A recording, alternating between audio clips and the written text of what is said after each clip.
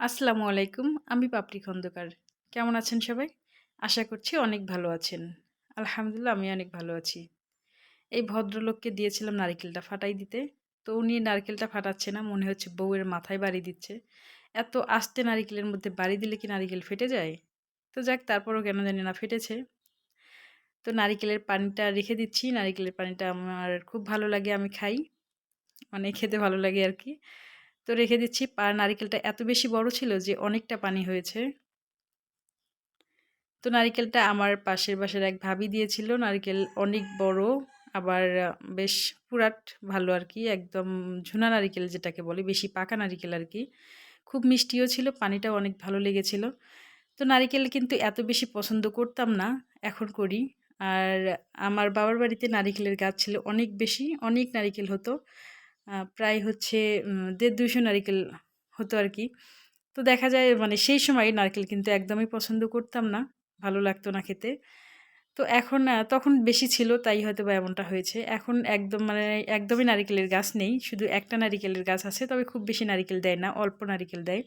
কিন্তু এই সময়টাতে নারিকেল খুব বেশি পছন্দ করি, ভালো লাগে খেতে। নারিকেলের পিঠা তো আগে থেকেই অনেক বেশি পছন্দ ছিল। নারিকেল পছন্দ না করলেও কিন্তু পিঠা, নারিকেলের চিড়া খুব বেশি পছন্দ করতাম। তো তখন হচ্ছে নারিকেল ছিল, আর এখন নাই। কিন্তু এখন দেখা যায় যে কিনে একটা নারিকেল অনেক বেশি দাম আরকি। মানে যদি ১৫০ টাকা, ১৩০ এরকম করে, ২০ এরকম করে একটা করে নারিকেল হয়। তো আগে যখন আমাদের নারিকেল ছিল তখন কিন্তু এতটা দামও ছিল না, আবার অনেক বেশি নারিকেলও ছিল। তো যাক আমি নারিকেলটা কুড়িয়ে নিয়ে মানে রাইনের বাবার দ্বারাই নারিকেল কুড়িয়ে নিয়েছি। এখন এটা পিঠা বানাতে যাচ্ছিলাম। তো অবশেষে আর পিঠা বানানো হয়নি। কারণ নারিকেলটা যেভাবে পিঠাটা বানানোর কথা ছিল ঠিক সেভাবে হয়নি, উল্টাটা হয়েছে আমার। একটু ভুলের কারণে এমনটা হয়েছে। আমারই ভুল ছিল।